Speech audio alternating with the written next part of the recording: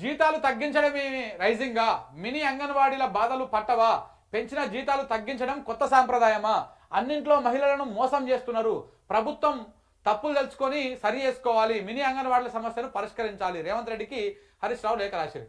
ఆయన జీతాలు తగ్గించడం, మహిళలను జీతాలు తగ్గించడం కొత్త సాంప్రదాయం, కోటీశ్వరులను చేస్తా అని చెప్పిండు. కోటీశ్వరులను చేస్తా అని చెప్తే ఇట్లా అంటారు ఏంది? ఆయన చాలా కోటి మంది మహిళలను కోటీశ్వరం చేస్తాను. మరి తెలంగాణ వాళ్ళ ఆంధ్ర వాళ్ళ తెలియదు మనకి. మరి ఆ కోటి మంది ఏడుకెళ్ళి వస్తారో ఎటుకెళ్ళి వస్తారో తెలియదు, కానీ కోటి మందిని కోటీశ్వరం చేస్తారంట. ఒక మహిళకు 2,500 రూపాయలు ఇస్తానటువంటి 2,500 ఇవ్వడానికి క్షత కాదు, కానీ ఆయనకి కోటీశ్వరం చేస్తాడంట. ఒక ఫ్రీ బస్ పెట్టి మిగతా ఆయన్ని ఎగ్గొట్టి కోటీశ్వరం చేస్తాడంట రేవంత్ రెడ్డి.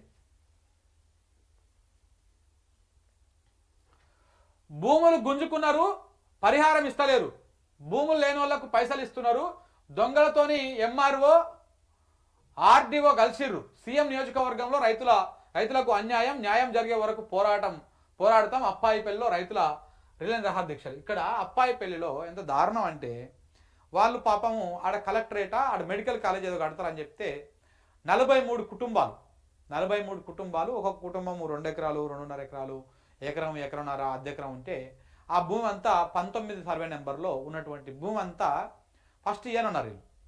ఈయనకపోతే ఇక ప్రభుత్వ అధికారులు కానీ అక్కడ ఉన్నటువంటి ముఖ్యమంత్రి నియోజకవర్గం మళ్ళీ ముందే ఆడ షాడో ఎమ్మెల్యే తిరుపతి రెడ్డి వీళ్ళందరూ కలిసి కూర్చోబెట్టి ఆ 43 మంది రైతులను ఒప్పించి ఎకరానికి 10 లక్షల రూపాయలు మీకు ఇస్తాము అని చెప్పి అట్లా లెక్క ప్రకారం చేసి ఆ భూములు తీసుకురు. మొత్తం 43 కుటుంబాలకు సంబంధించినటువంటి దాదాపు అటు ఇటుగా ఒక 100 ఎకరాల భూములని తీసుకురు. 100 ఎకరాలు తీసుకొని ఎంత కుట్ర అంటే, ఎంత దుర్నీతి, ఎంత నీచపు బుద్ధి అంటే మరి ప్రభుత్వానికి, రేవంత్ రెడ్డి గారికి మరి ఎందుకుందో ఇది నాకు అర్థం కాదు.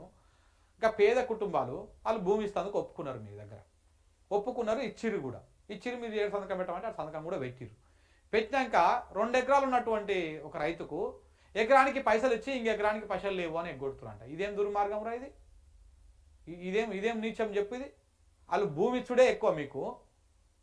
వాళ్ళు మొత్తము అది ఎడం తెలుసా, మళ్ళా హైవేకి పక్కలనే. ఇప్పుడు ఆ భూమి ఉన్న పలంగా అమ్ముకున్నా కానీ దగ్గర దగ్గర ₹1 కోటి వస్తాయి. అట్లాంటి ₹1 కోటి విలువ చేసే భూమిని 10 లక్షలకే మీకు తలగబెడితే మీరు ఆ 2 ఎకరాలు గుంజుకొని 1 ఎకరానికి పైసలు ఇచ్చి 1 ఎకరానికి లేవు అంటే ఎట్లా? మీకు ఇళ్ళ లేదు, భూమి అల్ల లేదు అని చెప్పేసి సాకులు చెప్తా ఉన్నారంట. ఇట్లా దాదాపు 20 మందిని ఇబ్బందులు పెడతా ఉన్నారు. మరి వీళ్ళ మీద ఉన్న భూముల పైసలకు ఎవరికి ఇచ్చిరు? స్థానికంగా ఉన్నటువంటి కాంగ్రెస్ కార్యకర్తలకు ఇచ్చిరంట. ఎంత నీచం తెలుసా ఇది? అసలు ఆ భూములు ఇవ్వడం అంటేనే సగం ప్రాణం కోల్పోయినట్టు ఆ రైతుకి. వాళ్ళు ఎప్పటి నుంచో ఇందిరమ్మ వాళ్ళకు భూములు ఇచ్చిందంట. ఇందిరమ్మ అప్పుడెప్పుడో జమాన్లో ఇస్తే ఆ భూములను మీరు గుంజుకున్నారు. సరే ఇచ్చిర్రు వాళ్ళు. ఇచ్చినాక మరి ఎంత తీసుకున్నా అంతకు పైసలు ఇవ్వాలి కదా.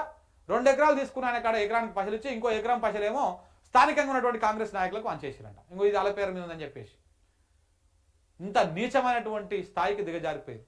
ఇక ఈయన 1 కోటి మందిని కోటీశ్వరులను చేస్తాడు రేవంత్ రెడ్డి.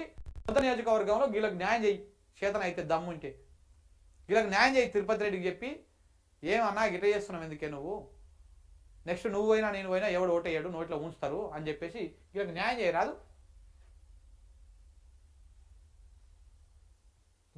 గింత చిల్లర వ్యవహారం అయితే ఎప్పుడు చూడలేదు. సొంత నియోజకవర్గం కదా అది, అప్పాయిపల్లి.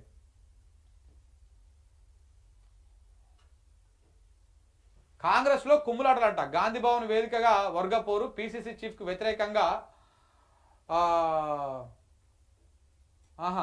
సునీతారావు నిరసన. ఇప్పుడు సునీతారావుకు వ్యతిరేకంగా ధర్నా. పార్టీ నుంచి సునీతారావును తొలగించాలని డిమాండ్. తీసేరి, ముదిరాజు బిడ్డ కదా ఆమె, తీసేస్తేనే మంచిగా ఉంటుంది. ముదిరాజులో కాంగ్రెస్ బాగా మంచిగా పనిచేస్తుంది. తీసేయాలి, ఆ బీసీ బిడ్డను తీసేస్తేనే మీకు మంచిగా అవుతుంది. మొత్తం రెడ్లే ఉండాలన్నమాట కాంగ్రెస్ పార్టీలో, ఎవరు ఉండొద్దు బీసీలు. భారతీయ జనతా పార్టీ కాదు, బూత్ జనతా పార్టీ. కేంద్ర మంత్రి కిషన్ రెడ్డి నల్లికుట్లోడు. సిగ్గు లజ్జా ఉందా? బీజేపీ వాళ్ళ బతుకంతా ట్రోల్స్ బతికేనా? అబ్బా మీరు చేసేది ఏం సంసారం అన్న? మీరు చేసేది ఏంటి? సంసార పనులు చేస్తున్నారు మీరు. కాంగ్రెస్ వాళ్ళు ఎన్ని ఫేకులు చేస్తున్నారు చూపారా నేను? హ్యాండిల్స్ చెప్పరా నేను? మీరు వచ్చి నీతులు చెప్తుంటే దయ్యాలు వేదాలు ఒలించినట్టే ఉన్నాయి. దయకర్ అన్న, మీరు దయచేసి కొంత ఇలువ ఉన్నది, ఇది కాపాడుకోరు జర. వీళ్ళంట ట్రోల్స్ చేస్తున్నారంట. ఎవరు? బీజేపీ వాళ్ళు ట్రోల్స్ చేస్తున్నారు. మరి కాంగ్రెస్ వాళ్ళే శుద్ధపూస పనులు చేస్తున్నారా? సోయం సొక్క కూర పనులు చేస్తున్నారా? ఏం చేస్తున్నారు? వాళ్ళు చేసేది కూడా అదే కదా. ఇది 3 జెండర్స్లో ఏ జెండరో తేల్చుకోవాలంట బీజేపీ వాళ్ళు. ఇక మరీ లైన్ దాటేసి క్రాస్ అయిపోయి మాట్లాడుతున్నాడు అనిపిస్తున్నది. మళ్ళీ విజృంభిస్తున్న కరోనా, ఘోరంగా పెరుగుతుంది కరోనా, జాగ్రత్తగా ఉండండి. సరే పెద్ద డేంజర్ ఏం కాదు, కాకపోతే కొంత జాగ్రత్తగా ఉండాల్సినటువంటి అవసరం ఉంది. బయటికి వెళ్ళినప్పుడు అక్కడిక్కడ మెట్రోలో గిట్రోలో పోయినప్పుడు కూడా కొంత జాగ్రత్తగా ఉండండి. దగ్గులు సర్దులు ఏమైనా వస్తే వెంటనే టెస్ట్ చేయించుకొని మెడిసిన్ తీసుకోండి. కేరళకు 4-5 రోజుల్లో ఋతుపవనాలు వస్తాయంట. ఇంకేమున్నాయి? సిరిసిల్ల కలెక్టర్ పైన ఎన్హెచ్ఆర్సీ ఆగ్రహం వ్యక్తం చేసింది.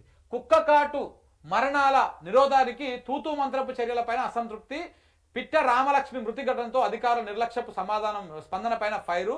2 వారాల్లో నివేదిక ఇవ్వాలని ఆదేశాలు జారీ చేసింది. ఈయనను కూడా రామారావు అంట, ఆయన అదే తమ్మినైనా ఉమ్మనైనా ఏదో రామారావు అనే లాయర్ గారు ఇమ్మనేని రామారావు అనేటువంటి న్యాయవాది ఎన్హెచ్ఆర్సీకి ఫిర్యాదు చేసిండు. ఈయనని చేయాల్సిందే, ఈ కలెక్టర్ను చేయాల్సిందే. ఈ కలెక్టర్కు మానవత్వం అట్లాంటిది ఉంటుందో మరి ఉండదో తెలియదు. ఈ సమాధానం కూడా చాలా నిర్లక్ష్యంగా ఇచ్చిందంట.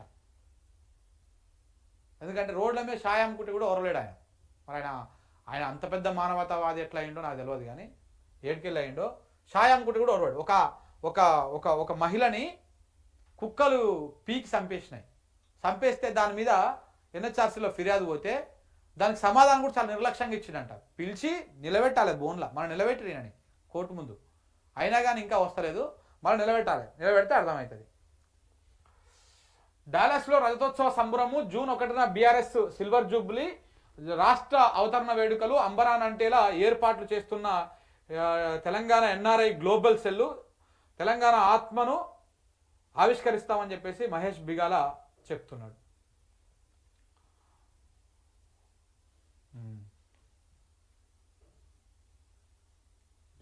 రైట్, ఇక మిగతా పత్రికలు ఏం రాసినవయ్యా?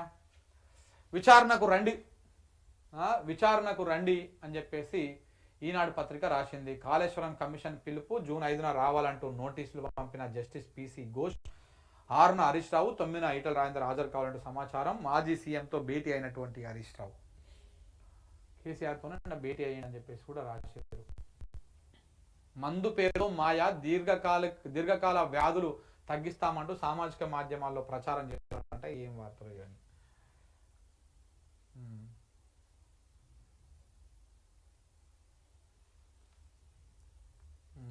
ఆంధ్రజ్యోతి, రాజ్భవన్లో మార్ఫింగ్ రచ్చ. మార్ఫింగ్ ఫోటోలతో తోటి ఉద్యోగిని బెదిరించిన ఉద్యోగి అరెస్టు, సస్పెన్షన్, బెయిల్పై విడుదలై అక్కడికి వచ్చి నేను మనం వీడియో కూడా చేసినాం. కేసీఆర్కు పిలుపు, సేమ్ యాస్టేజ్ కదా, కాపీ కొట్టి పెట్టుకురా.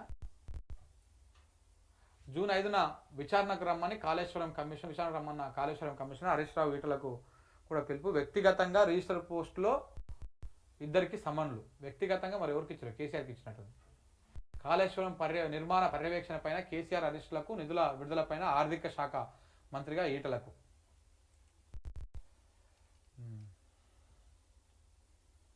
న్యాయ వ్యవస్థ ఉన్నాయంట. జస్టిస్ వర్మ పైన ఎఫ్ఐఆర్కు ఎన్నాళ్ళు? న్యాయ వ్యవస్థ సామాన్యులకేనా?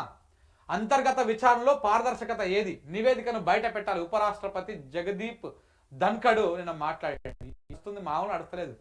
రాష్ట్రపతికి సుప్రీంకోర్టుకి, ఉపరాష్ట్రపతికి సుప్రీంకోర్టుకి ఒక వార్ నడుస్తుంది, కోల్డ్ వార్. రాష్ట్రపతి దగ్గర బిల్లులు పెట్టుకోవద్దు, దాన్ని ఆమోదించాలని చెప్పేసి ఒక ఆదేశాలు జారీ చేసింది. దాంతో ఈ పెద్ద వ్యవహారం ఇంకా అయింది. ఇప్పటికీ వక్ఫ్ చట్టం రాజ్యాంగబద్ధమే, స్టే ఇవ్వాలంటే బలమైన కారణం చూపించాల్సిందే. సుప్రీంకోర్టు స్పష్టీకరణ. ఆస్తులను లాక్కోవడమే చట్టం ఉద్దేశం.